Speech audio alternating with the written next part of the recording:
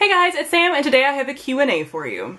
I very recently hit 15,000 subscribers on my channel and I am so grateful. Thank you all so much. I have gotten to meet so many people through BookTube and do so many cool BookTube things as far as different events like BEA and Y'all Fest and Nova Teen Book Festival, and attending those places and getting to meet so many of you, and I hope to meet so many more of you in this next year as well, hopefully at BEA and other events throughout the year.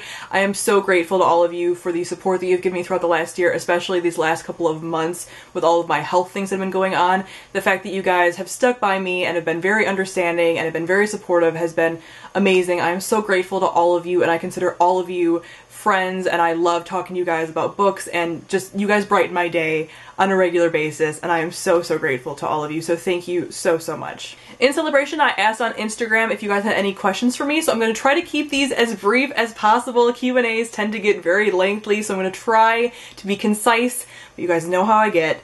So we'll see how this goes. The first question is from Allegiant, and she asked, best movie or TV show you've watched this year? I have actually not watched a lot of movies at all this year. I think the last movie I saw in theaters was Age of Ultron, and I was a little bit underimpressed. But as far as best TV shows, I watched the first season of The 100 this year. I'm going to catch up and watch the second season. My boyfriend and I are watching it together because he decided after I watched the whole first season that he wanted to watch it too. So now we're going back and rewatching the first season and then watching the second season before the third season premieres. But I absolutely love The 100. And also I'm currently watching Jessica Jones on Netflix. If you guys haven't started watching Jessica Jones, do yourself a favor and watch it. Shira Reads asks, any new favorite authors? I've talked about them a lot before, but this whole past year I fell in love with Leigh Bardugo, Ray Carson, and Leslie Walton.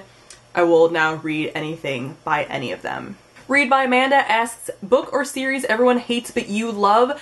I don't think everyone hates it or anything, but I know that the Shatter Me trilogy gets a lot of hate from people, and I love it. And I read it last year, and I binge read it. It is not the best series. I understand the critiques that people have of it, but I went into it knowing what it was, that I was going into it for mostly the romance, and that if you're going into it for dystopian, you're not going to have a good time because it doesn't have a great dystopian element. It doesn't have a ton of world building, but if you're going into it for the characters and the romance, on point, and I will defend it to my death. I'm so excited for the Shatter Me series to come out, the TV show.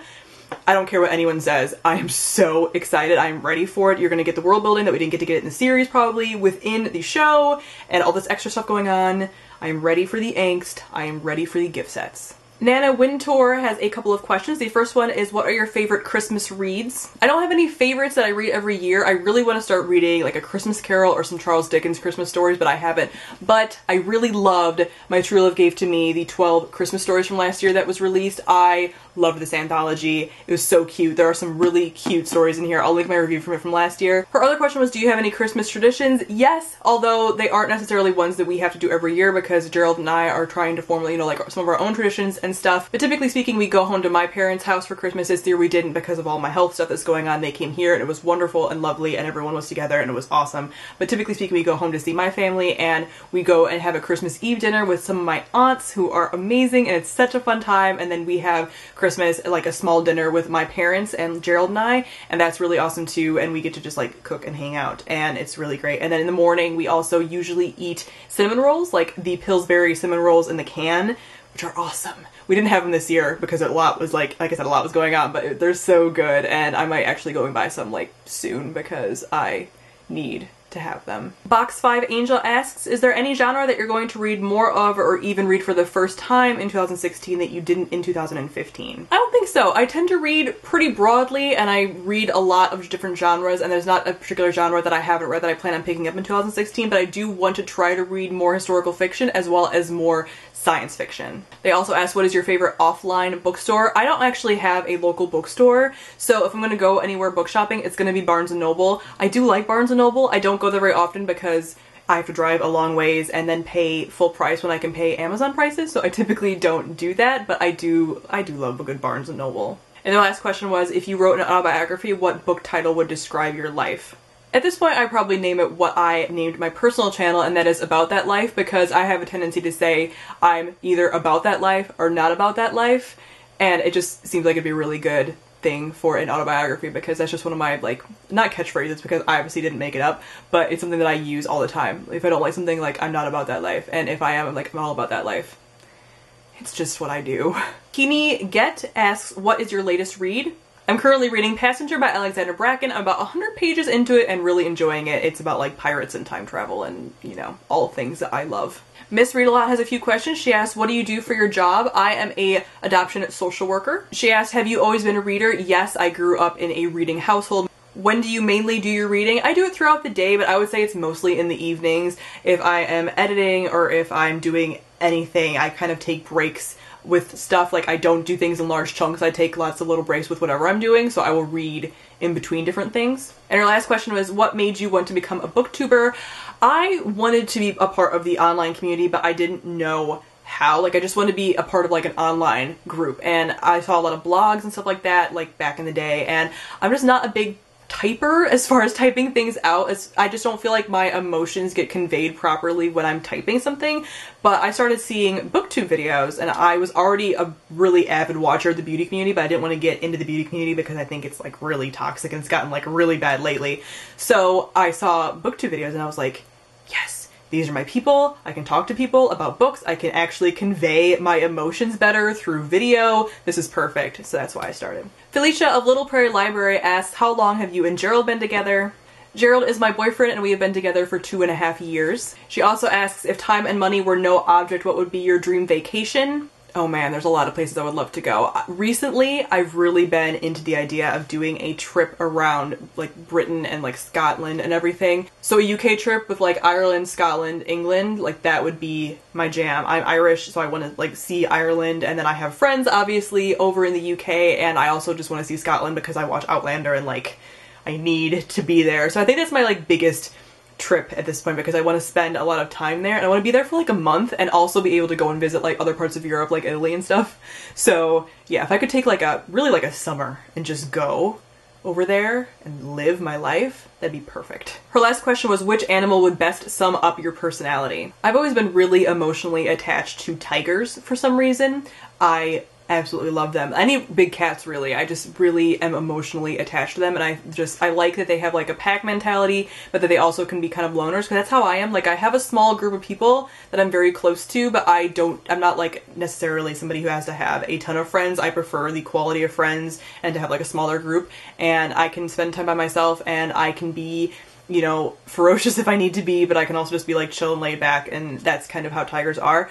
And if I go to the zoo and I see the big cats, like, I pretty much start crying. I just love them so much. If I could pet their little bellies, I would be so happy. Giselle O69 asked, newest OTP. Probably my newest OTP is Kaz and Inej from Six of Crows. I know that's been a while since I read that one, but OTP is, you know, a higher level of shipping, so I think they are my most recent that I've been like really invested in. Seramis13 asks, what is the song you listen to on repeat? Oh, there are a lot. Like, basically any Digital Dagger song, and I've also been really into Halsey because everyone has been into Halsey. So from Badlands, Castle and Coming Down are like my two favorite songs from there. I love a lot of the songs on the album. I've kind of circulated through different ones and like played them on repeat, but those are the two that have really stuck and have been the ones that I play on repeat a lot. They also asked, what songs do you associate with your favorite books? I've done some videos on this, but typically speaking, the Gersha trilogy and the Gersha verse in general is all Digital Daggers for me. Ready, Aim, Fire by Imagine Dragons is the Hunger Games, and a lot of different songs by Banks, like Beggin' for Thread or Waiting Game, are all of my like ships and OTPs. So like Fallen Kingdoms, especially like Magnus and Cleo,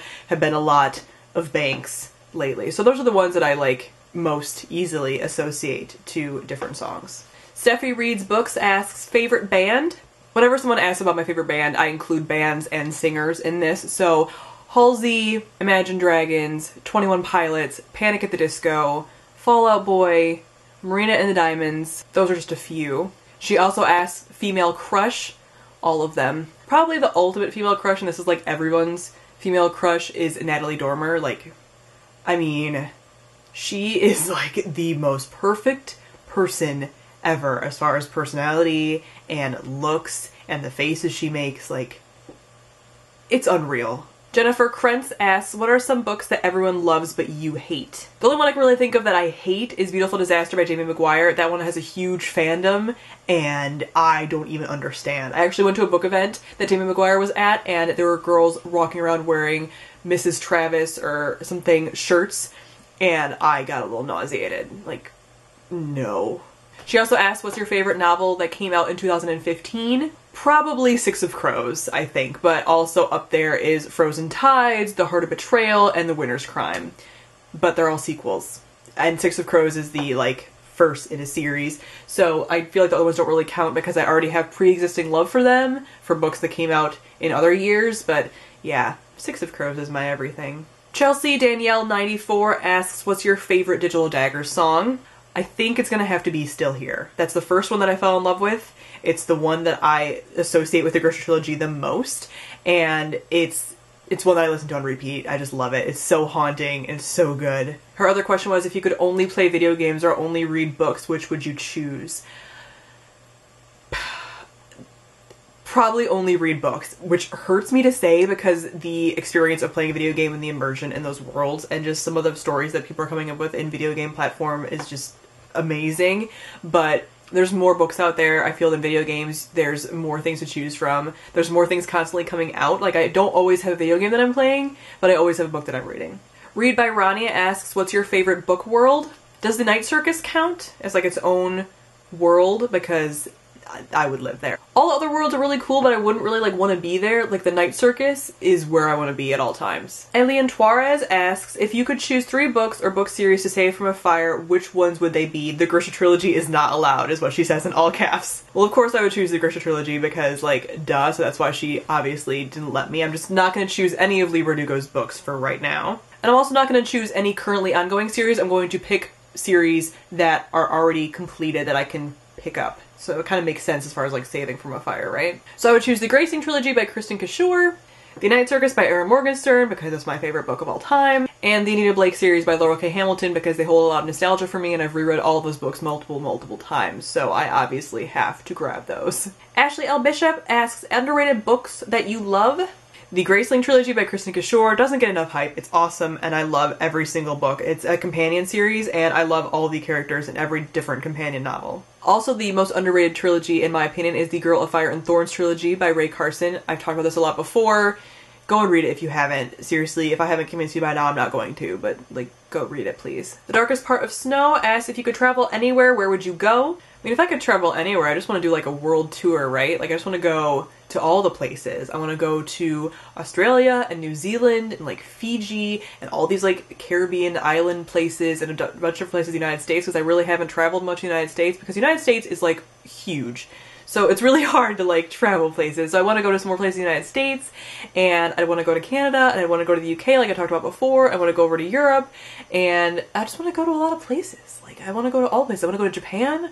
I want to go to China. Like, I want to do all the things. I want to go all the places. Russia. Oh, I really want to go to Russia. Like, yeah. I mean, sky's the limit, right?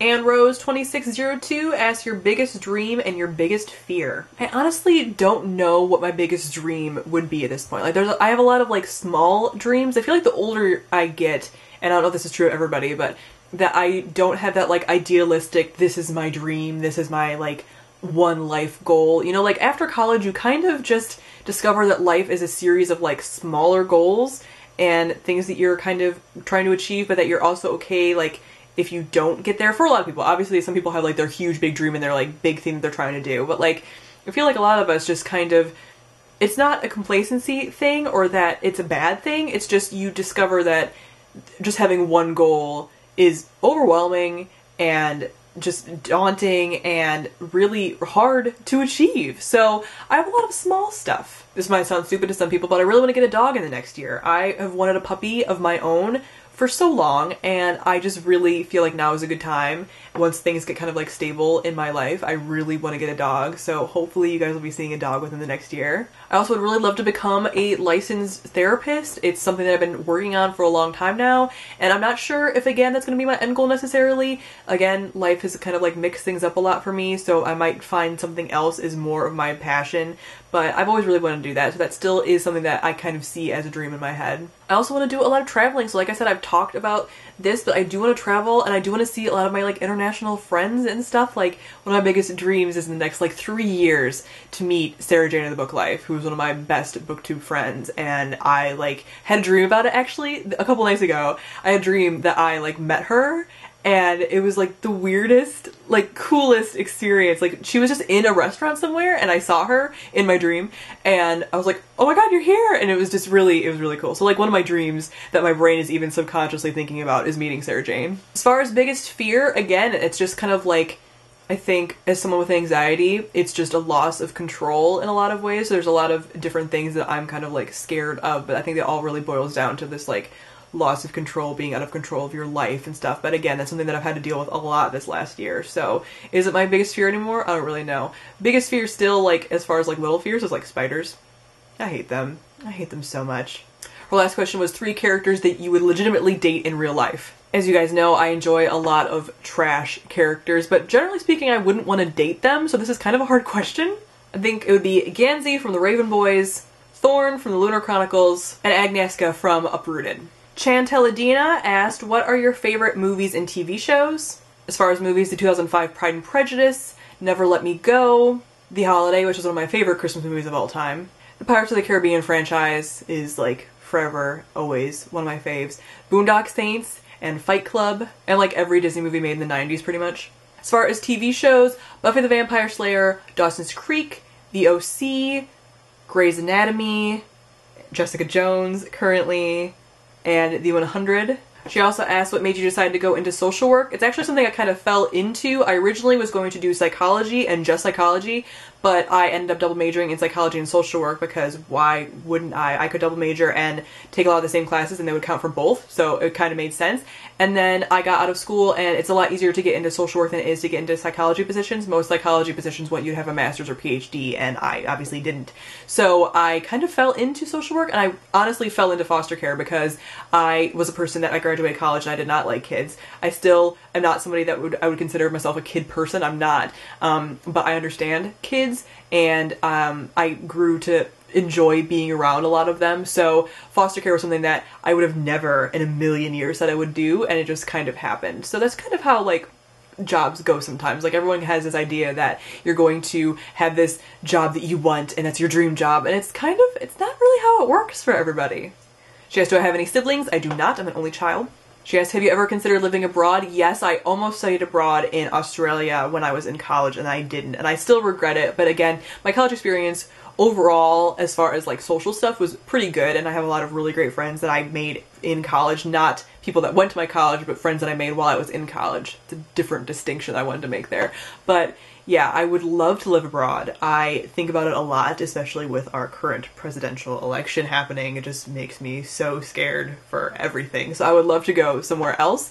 And again, it'd probably be somewhere like the UK, honestly. Like that's where I can see myself, or like Canada, but I feel like Canada isn't going far enough. If I'm gonna live abroad, I'm gonna like go. So I think I would definitely do like the UK type thing, because again, I need a language that I can speak, and I'm really not good at learning foreign languages. I would definitely try, like if I'm traveling I would try, but I'm not good at it. So I don't think I could really live somewhere and speak a foreign language, but the UK and something like that, I think I could definitely do that. Her last question was, what's your favorite place, country, or city you've ever been to?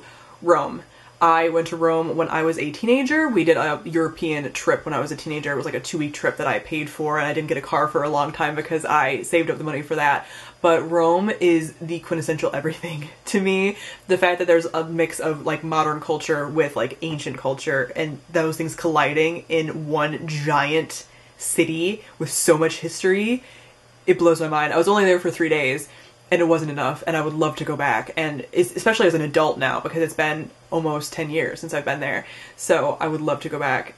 It's one of those cities that like speaks to my soul. Jay Faceman asks, if you could only reread one book or series for the rest of your life, which book or series would it be? The Night Circus by Erin Morgenstern. Miss Emily Rose 34 asks if there are any films or TV shows which you think are better than the book they are based on. That's tough because I really haven't read this series, but I love The Vampire Diaries. It's one of my favorite shows. I haven't actually watched recent seasons, but I love it, and I hear that the books it was based on were not good at all. And I've heard like about the plot and stuff. I've actually read summaries of a lot of the books, and yeah, no. So I think The Vampire Diaries as a show is way better. And I've also heard the same thing about The 100. I heard that the books are like nothing like the TV show. The TV show does so much more and is so much better.